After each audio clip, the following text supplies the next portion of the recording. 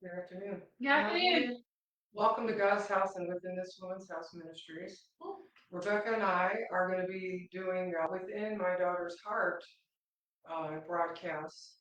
We're planning on doing every other week. So thank you for joining me. My name is Catherine. This is Rebecca. And we are Within My Daughter's Heart is part of the ministry that deals with issues that women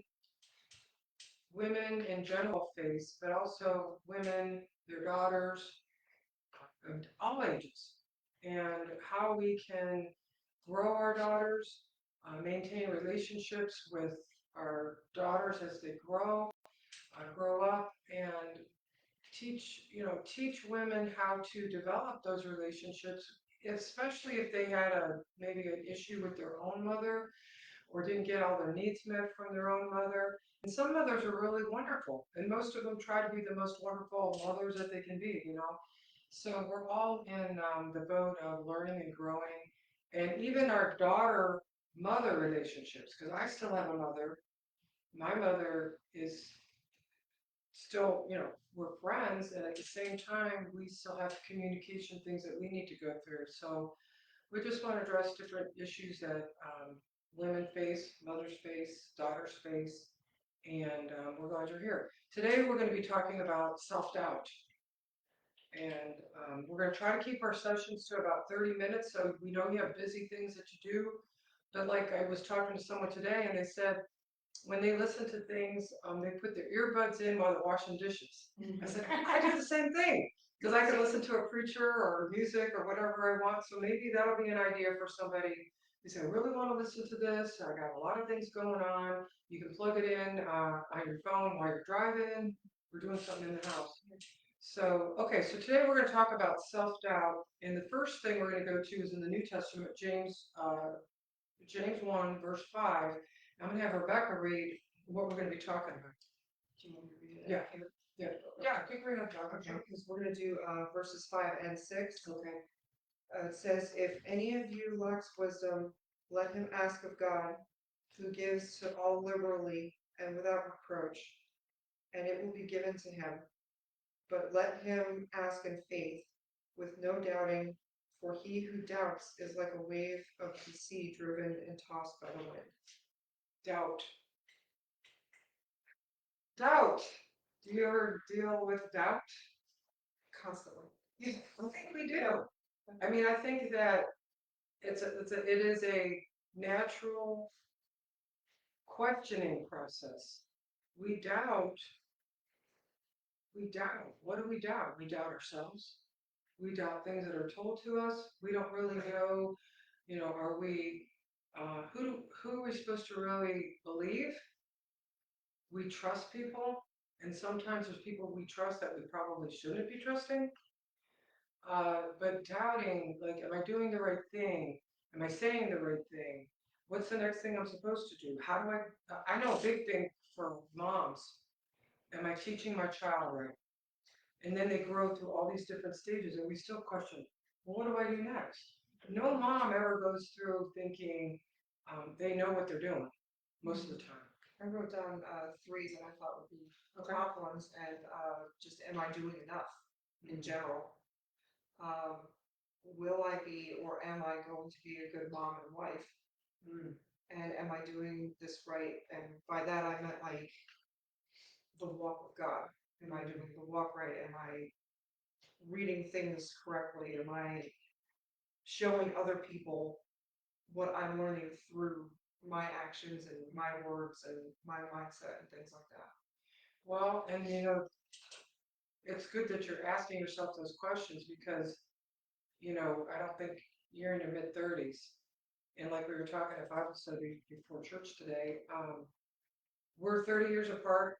And it's kind of interesting because I can still remember being a young parent, and you'll be a parent in your futures.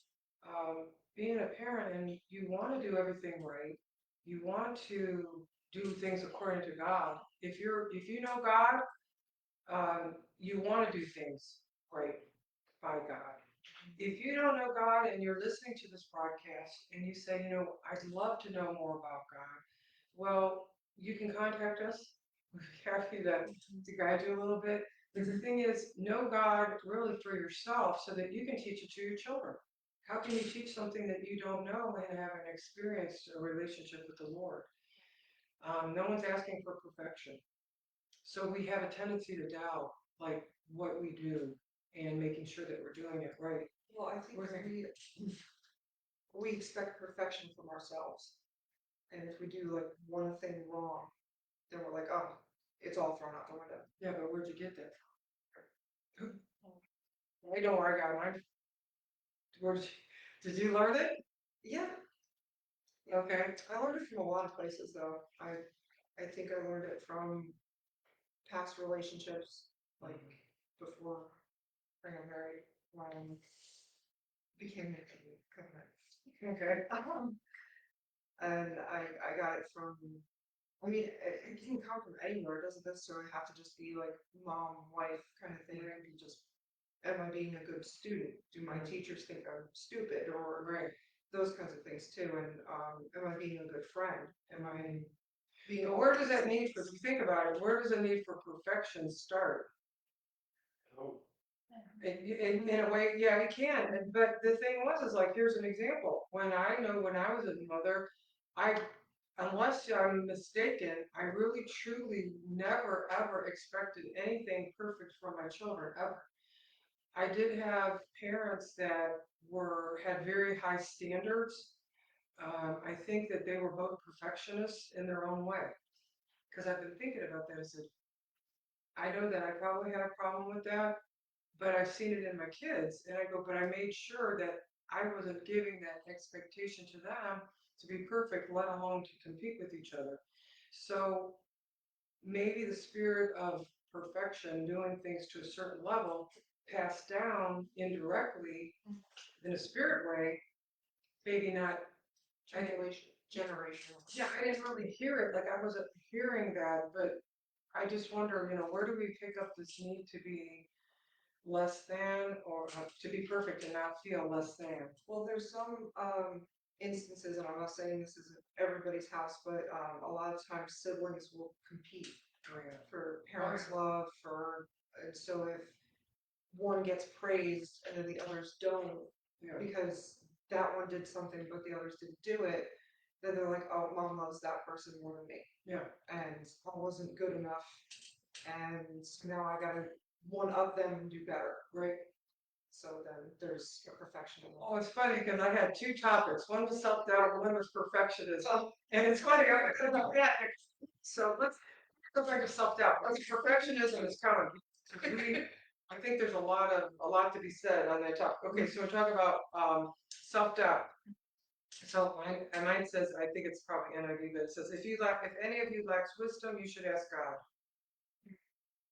So when we look for wisdom, a lot of times we look to the people closest to us, like our parents, right? Maybe teachers and whatnot. They better be in God. Yeah. And it also goes on to say, who gives generously to all without finding fault. So when God, who is truly our Father, He's saying, you're coming to me and you're asking for help. You're asking for guidance. And what He wants for us to do is to trust Him and to stay in that communication with Him so that He could teach us and lead us possibly to some people who can help us, who maybe know a little bit more, have more life experience in the topic, who are seeing it God's way, and it will be given to you. Now, Laura, since you're sitting out there, I want you to look something up on Google so you can find this verse. It's something like the father that won't give his son a stone if he asks for bread. You see if you can find that verse for me? Okay. Do you want to read what the paragraph says? Yes. This verse reminds us that God freely offers wisdom to those who seek Him. Self-doubt can arise when we feel uncertain about decisions, but this passage encourages us to rely on God for guidance. It reassures us that He is generous and willing to provide clarity and direction. Trusting in His wisdom helps us overcome self-doubt and approach challenges with confidence, knowing that we are not navigating life's complexities alone. We were just talking about this in church today. You know, hook yourself into that relationship with Jesus, with God. Have Him be the one that gives you that confidence and the strength to keep walking in the path. One of the hardest things I think to when it comes to self-doubt, we were just talking about this right after church with a couple. Why is it that when we go back home to visit our parents in our 30s, usually, or younger, of course, we revert back to the relationship we always had with them? It's really a rites of passage, and it is a good thing when you can grow through that process and realize that you're your own individual, you are an adult now, and what you say, assertively, respectfully to your parents, let's say, is okay. I want my kids, young people, young adults, they're in their early 30s. I want them to tell me what they think because I'm not living their life anymore. I can still be a guide and a support, but my job, I learned, has to be a guide and a support. When you have your children, you are the parents, I will be the grandparent, I will be there to guide and support. If I really see something that's like, well, wait, this isn't right, I'm gonna say something. And maybe some people say you shouldn't. Well, I'm gonna say something. But if you're doing your best to raise your children in the Lord in the Lord's way, you're gonna have to put all those people outside and say, you know what? Thank you very much for your counsel, but I'm doing it God's way. But you have to get to that point. At some point, you will get to the point where you're able to say to your family, I am an adult now. I had to do it in my mid-30s with some things that were going on. Uh, it was really difficult to do it, but I knew I had to stand up for what I knew was the right way to raise my children. And I couldn't listen to my parents anymore. And I did. I chose to raise my children a little different, more in the vein of, the Word of God, the best that I knew at the time. And some people didn't agree with me, but I just say that's okay. You raise your kids the way you want to, and at the end, we'll see what was best. And hopefully, I think my kids, my young adult children, would say they did okay. Did you find that verse? Yeah. Okay, what verse is it? Where is it at? Matthew Matthew what? 7 through 9 through 11. Matthew 7? Yeah. Okay, let's look at that. This is a relationship. We're talking about God. Wait a minute. When we talk about God and Him giving us, asking for wisdom and Him giving us wisdom. Hold on, Matthew, what again, honey? Chapter 7, verse 9 through 11. Okay, let's go see what that is this time. Let's make sure that's it. Yes. Okay, all right. Hold on. This is long. And it is in red, It is so in red. Jesus is speaking. Okay, go ahead, Rebecca. So this is the New King James Version. Or what a man is there among you who, if his son asks for bread, will give him a stone? Or if he asks for a fish, you will give him a serpent? If you then, being evil, know how to give good gifts to your children, how much more will your Father who is in heaven give good things to those who ask him? Okay, so that's the answer. It says, if you lack wisdom, ask God. He will give generously to you without finding fault, and it will be given to you. Okay, so that's James 1:5, which go back to Matthew, and Jesus is speaking, and he's saying, what man what man would give his child a stone if the child was hungry and asked for bread? We wouldn't do that, right? And if he asked for a fish, why would you give him a steak? You wouldn't do that. No. You give him what, to feed him. So God's saying, or Jesus saying, if then being evil, you know how to give good gifts to your children. See, don't you think Father in heaven is going to give good things to those who ask him? Why is he going to want to give us anything back? But you have to be his child. So when we doubt and we say, Lord, I'm asking for direction, I'm asking for wisdom, I'm asking for um, guidance in the next step or the next stage, we have to trust, because with doubt, the opposite is trust, right? We have to trust that he already sees everything.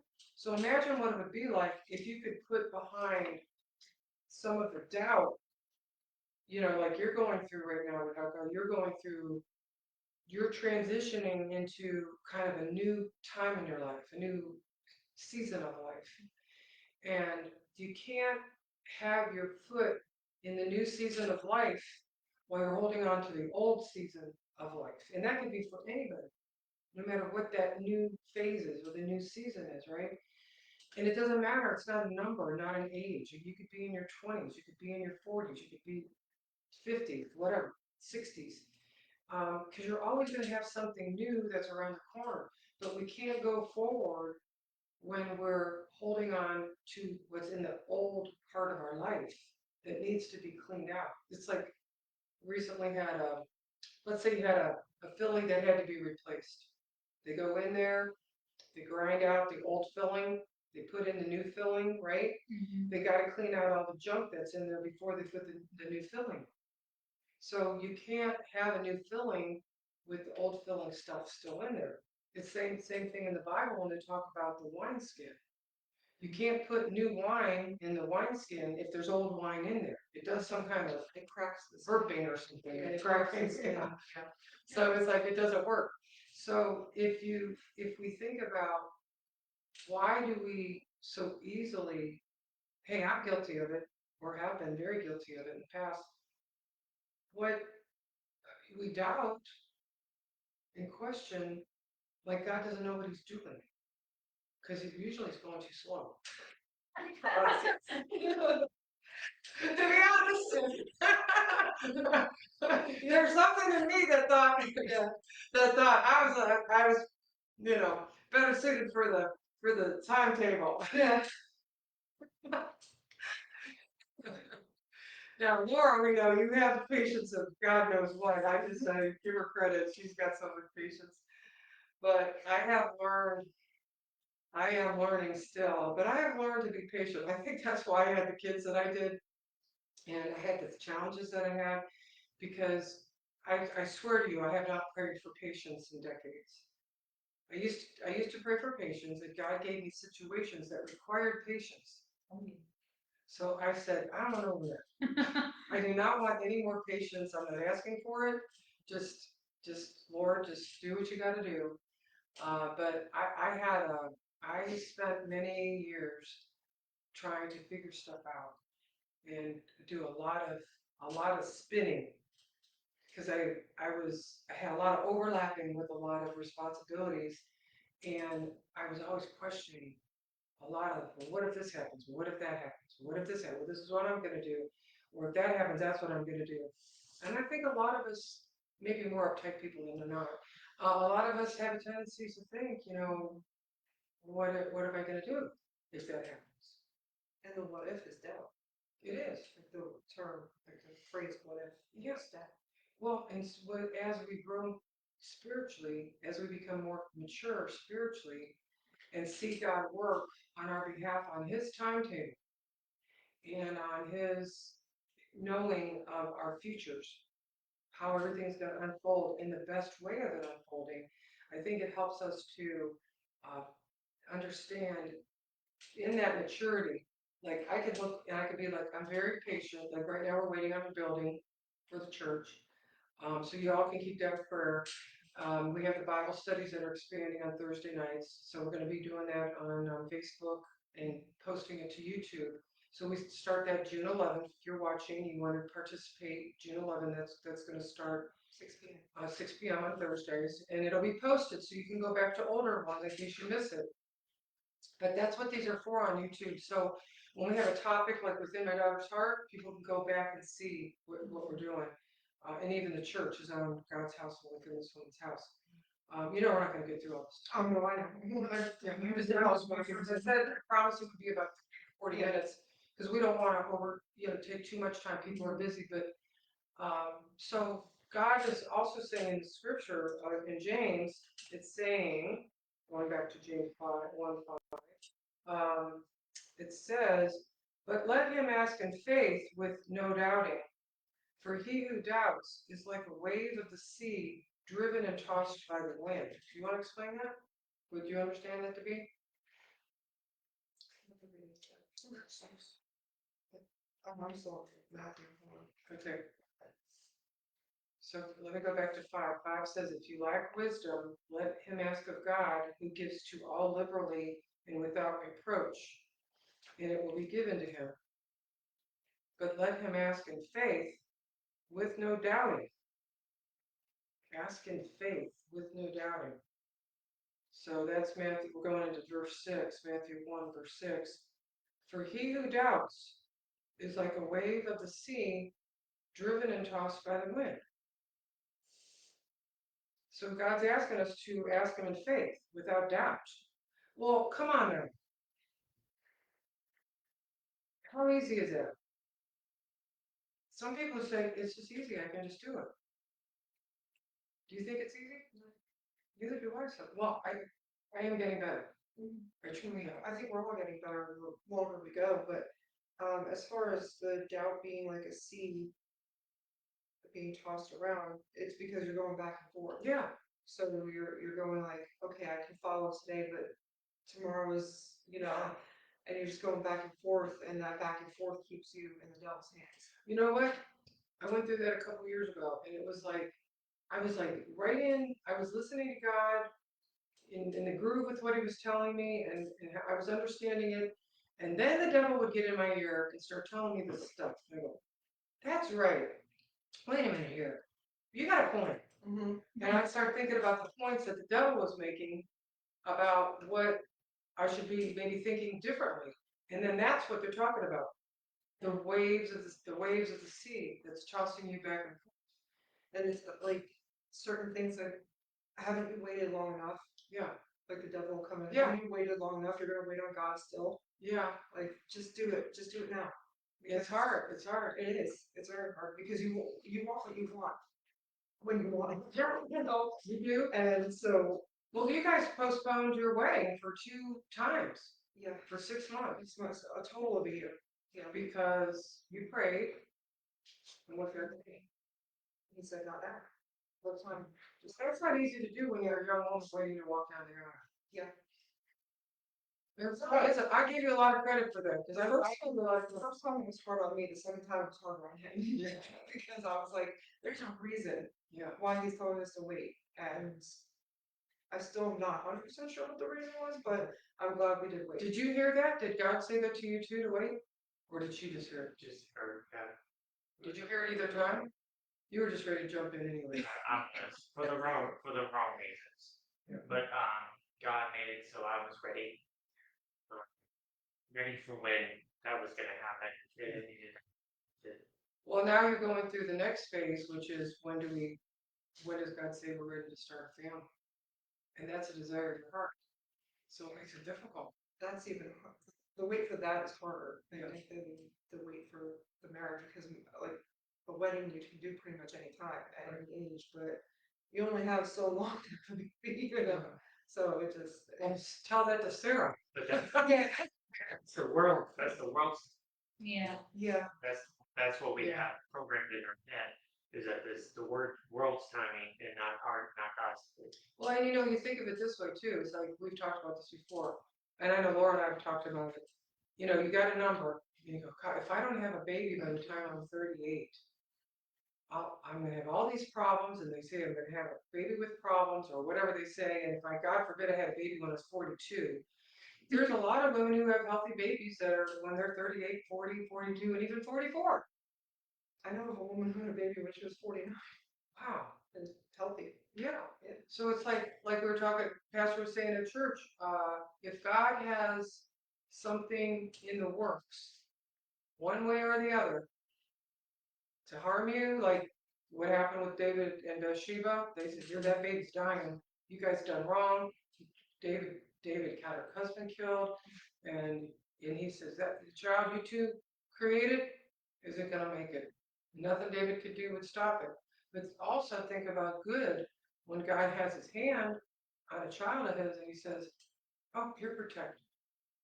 Don't worry, I got you." So if you do the same thing, maybe that's what part of the lesson is.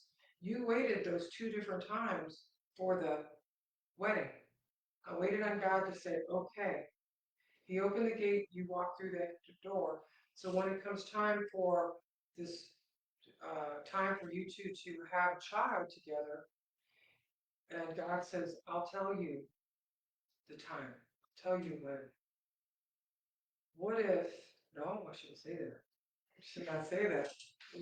When that happens, because you'll be able to look back on it and go, because I didn't do it when I wanted to do it, when you and your husband wanted to do it, we waited on God and we prayed our way through. He brought this growth between the time we wanted to have a child desperately, but we had to wait a certain amount of time till God said we were ready. And then the child that comes forth, much like your adoption.